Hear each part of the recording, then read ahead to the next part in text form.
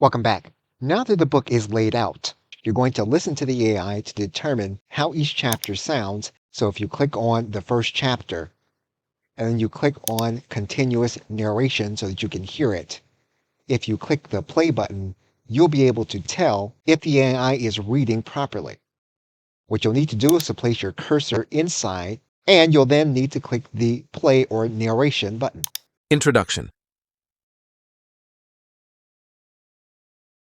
In the ever-evolving landscape of life and business, success often hinges on our ability to adapt and grow. But change, whether personal or professional, is seldom a straightforward path.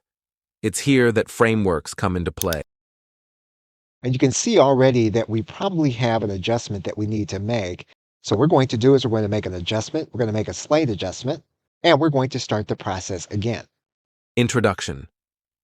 In the ever-evolving landscape of life and business, success often hinges on our ability to adapt and grow. But change, whether personal or professional, is seldom a straightforward path. It's here that frameworks come into play, offering us the structure and guidance necessary to navigate the complexities of transformation. A framework, in its essence, is a set of principles or a system of ideas that provides a methodical approach to solving problems. It's the scaffolding that supports the construction of strategies and the blueprint that directs action towards a defined goal. For consultants and coaches, frameworks are indispensable tools. They are the lenses through which challenges are identified and through which change is not only envisioned, but systematically achieved. This series seeks to explore two pivotal frameworks that have reshaped the thinking around change and progress.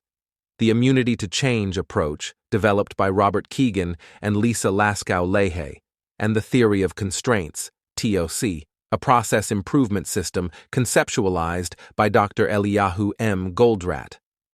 These frameworks, though distinct in their methodologies, both aim to uncover the underlying mechanisms that impede growth and provide actionable steps to overcome them.